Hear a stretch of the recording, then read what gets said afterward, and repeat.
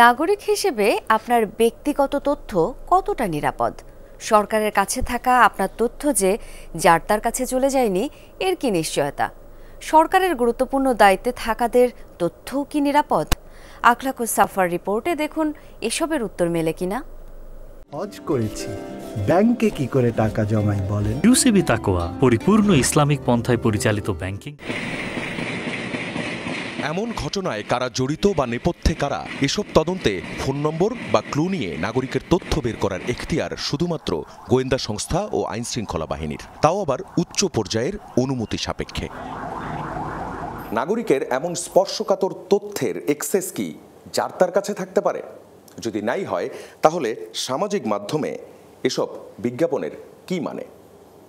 বিষয়টা বুঝতে আমরা যোগাযোগ করি বিজ্ঞাপনদাতাদের সঙ্গে। কোনো প্রতিষ্ঠান বা দোকান নয়, তারা কিন্তু কাজ করেন শুধু অনলাইনে। ফোন নম্বর দিয়ে এনআইডি তথ্য, sign copy, server copy, biometric তথ্য, জন্ম নিবন্ধন, আয়কর রিটার্ন, কল লিস্ট সব বিক্রি করছে তারা। এমনকি মোবাইলে আর্থিক লেনদেনের অত্যন্ত গোপনীয় ওটিপিও বাইপাস করে তারা। আমরা যে সময় অ্যাকাউন্ট করছি আমরা হলো 657 জন, এর অনেক বেশি আছে ওর কাছে ইউজার। মানে ধরা যায় 2000 ইউজার আছে ওর কাছে, মানে 2000 মানুষ ওর ওয়েবসাইটটা ইউজ করে। 2000 মানুষ যে কারো তথ্য চাইলেই সহজেই বের করতে পারবে। এটার জন্য সে কত টাকা করে নিচ্ছে? এই শুধু এই বায়োমেট্রিকের জন্য ও 131 টাকা আমাদের কাছ থেকে নিচ্ছে। রাষ্ট্রের গুরুত্বপূর্ণ ব্যক্তিদের তথ্য কি এভাবে পাওয়া সম্ভব? জবাব এলো হ্যাঁ। স্বরাষ্ট্র উপদেষ্টা অবসরপ্রাপ্ত লেফটেন্যান্ট জেনারেল জাহাঙ্গীর আলম চৌধুরীর তথ্যও কি নেওয়া সম্ভব? স্বরাষ্ট্র উপদেষ্টাটাও করা যাবে? স্বরাষ্ট্র উপদেষ্টাটাও করা যাবে, প্রধান উপদেষ্টাটাও চাইলেও করতে পারবো। ওনার এনআইডি কার্ডটা বের করতে পারি, ওনার কল লিস্টটা বের করতে পারি, কার সাথে কথা বলছে এসএমএস লিস্টটা বের করতে পারবো, ওনার ফোনের আইএমইটা বের করতে পারবো, ওনার এই এনআইডি দিয়ে কতগুলো নাম্বার তোলা আছে এটা আমরা বের করতে পারবো। এটাকে যে কোনো ব্যক্তির? হ্যাঁ, যে কোনো ব্যক্তির। বিকাশে দেয়া হলো 131 টাকা। 5 মিনিট পর। নাগরিকের তথ্য তো সিকিউর নয়, বরং স্বরাষ্ট্র উপদেষ্টার তথ্য সিকিউর নয় যা দেখা যাচ্ছে।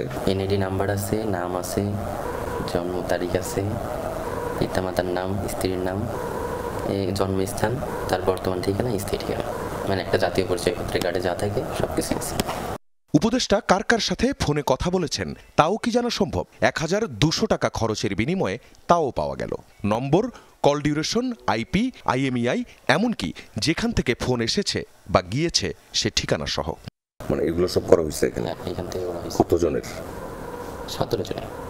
শুধু এআইডি থেকে 17 জনের? 17 জনের করা হয়েছে। জন্ম নিবন্ধন করা হয়েছে 4 জন। হ্যাঁ, আর এখানে যেগুলো এপিআই ইউজ করা হয়েছে জন্ম নিবন্ধনের, এই সবগুলা এপিআই দিয়েছে হলো আপনার সিস্টেম অ্যানালাইস্ট।